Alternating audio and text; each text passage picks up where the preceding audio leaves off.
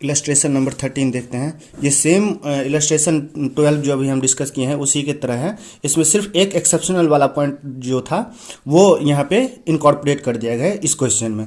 तो ये देखो, hold to collect business model, hold to collect contractual cash flow business model है, उसी के ऊपर ये बेस्ट इलस्ट्रेशन है। एन एंटिटी परचेज अ डेब्ट इंस्ट्रूमेंट फॉर 1 लाख रुपीज़ का डेब्ट इंस्ट्रूमेंट परचेज किया है, यानी कि फाइनेंशियल एसेट्स है इसके लिए, एंटिटी के लिए।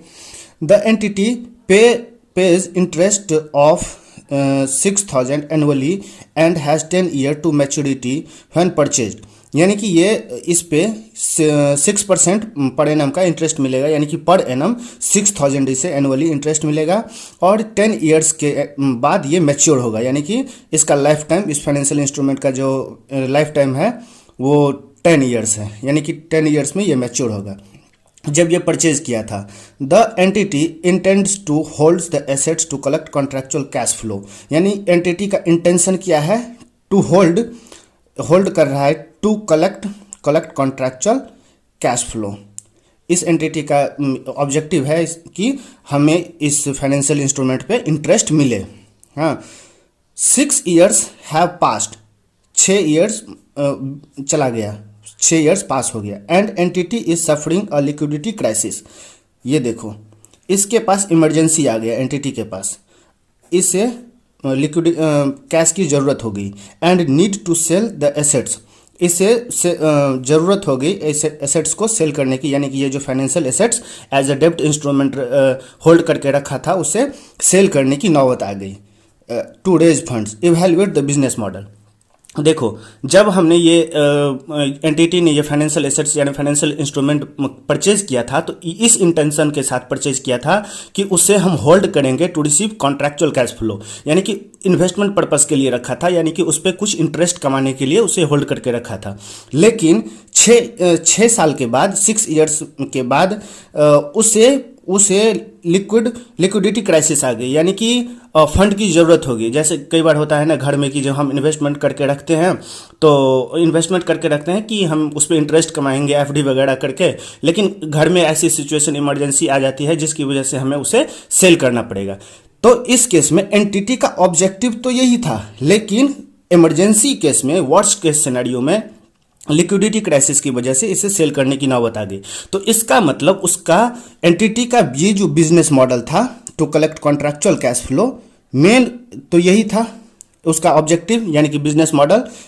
तो इससे, इस लिक्विडिटी क्राइसिस की वजह से जो इसे सेल करना पड़ा, उससे उसे उसके बिजनेस मॉडल पे कोई इम्पैक्ट नहीं पड़ेगा। जैसे मैंने आपको राहुल द्रविड़ वाला एग्जांपल बताया था कि राहुल द्रविड़ का इंटेंशन रहता है हमेशा उसे रोक करके खेलना, यानी कि वो हवाई शॉट नहीं खेलता है, ऑन द ग्राउंड शॉट खेलता है और रोक करके सिंगल्स खेलता है।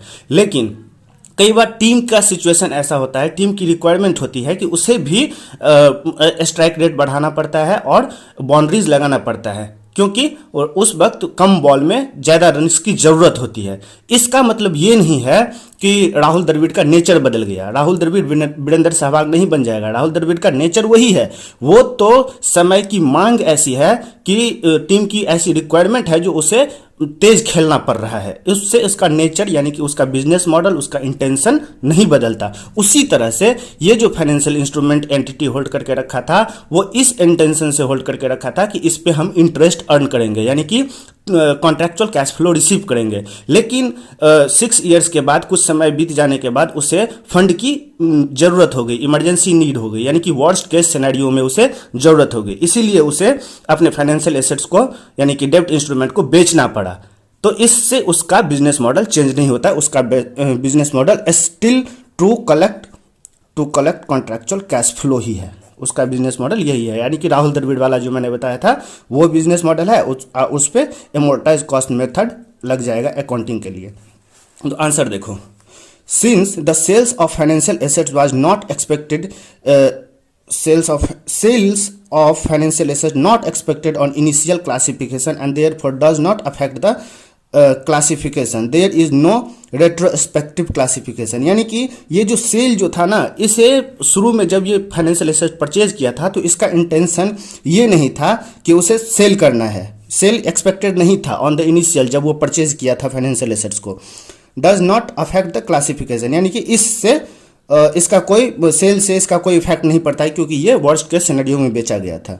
दस द डेब्ट instrument will still meet the hold to collect contractual cash flow business model, यानी कि इसका बिजनेस मॉडल अभी यही है, आपका अभी यही है, यानी कि ये लिक्विडिटी क्राइसिस में जो सेल किया उससे इसके बिजनेस मॉडल पे कोई इंपैक्ट नहीं पड़ेगा। वो इमरजेंसी या एक्सेप्शनल केस है, एक्सेप्शनल केस में तो बेच सकता है वो, अभी भी उसका बिजनेस मॉडल यही है, to receive contractual cash flow.